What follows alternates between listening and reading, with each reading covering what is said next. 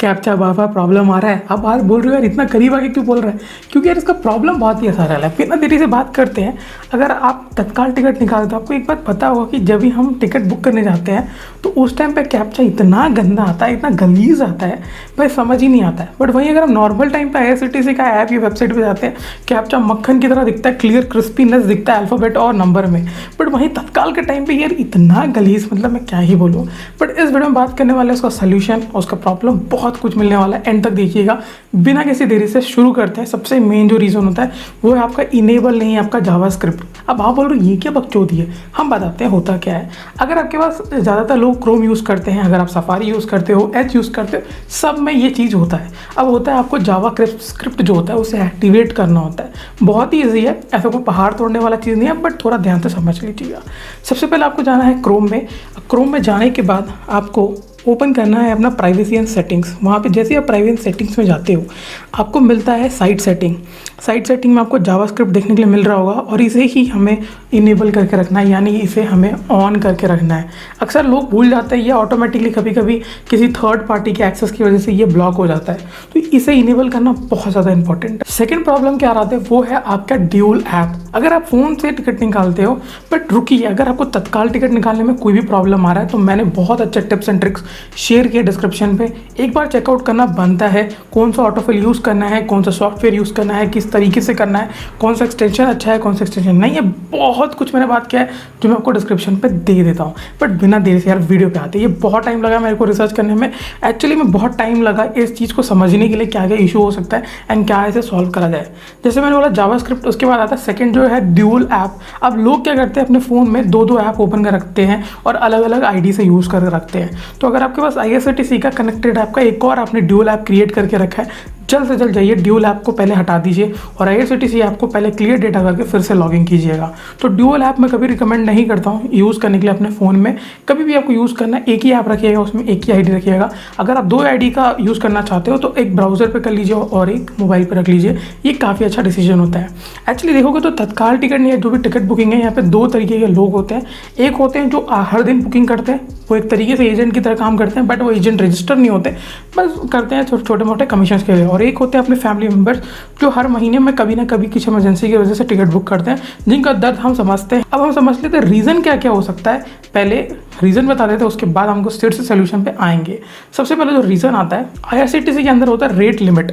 अब rate limiting क्या होता है, अगर आप ऐसा डेवलपर है तो आपको ये बात समझ आ गया होगा, क्योंकि कैप्चा में क्या होता है ना, आपके IP एड्रेस यानी एक तरीके से एक रेट लिमिट लगाया होता है, यानी इतने ही कैप्चर आपके IP एड्रेस पे लोड मारा जाएगा, यानी एक सर्टेन अमाउंट तक ही रहता है। और उस अमाउंट के ऊपर आप बार बार रीलोड कर लेते हो तो आपको बहुत ज़्यादा इशू आता है। मतलब आपको समझाना चाहता ये हूँ कि अगर आप जब भी ओपन कर रहे हो या जब भी आप कर रहे हो टिकट बुकिंग, आपको मैं उसी दिन बोलता हूँ जिस दिन आपको तत्काल टिकट निकालना है, बार बार लॉगिन मत मारिए यार।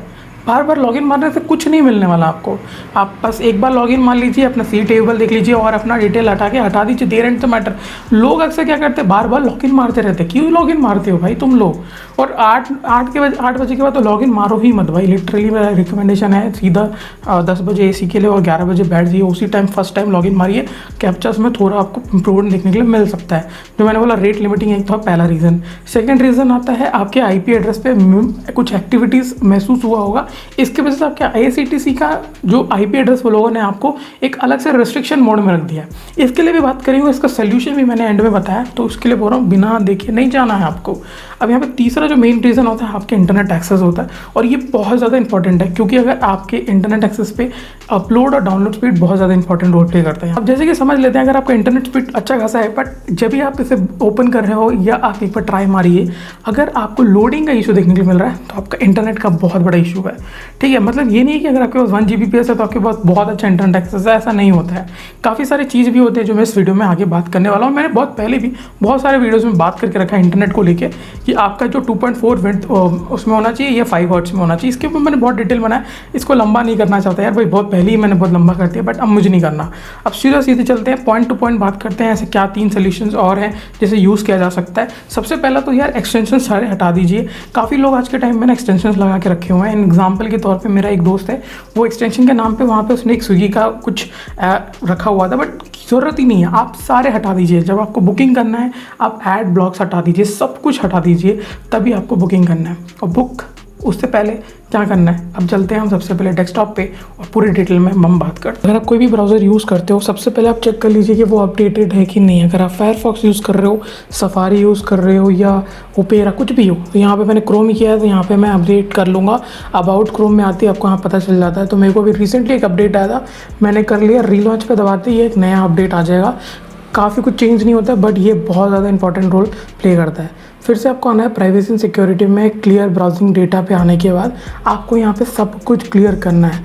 अब यहाँ पे आप क्लियर करते वक्त काफ़ी सारी चीज़ें जो आप क्लिक नहीं करते, जो मैं बताता हूँ, आपको एडवांस में जाना है। एडवांस में जाने के बाद आपको ऑटो फिल फ्रॉम डेटा मिलता है, ये निकालना बहुत ज़रूरी है। अगर आप मास्टर लिस्ट यूज़ करते हो तो वहाँ पे लोडिंग का इशू हो सकता है, ये एक रीज़न भी हो सकता है।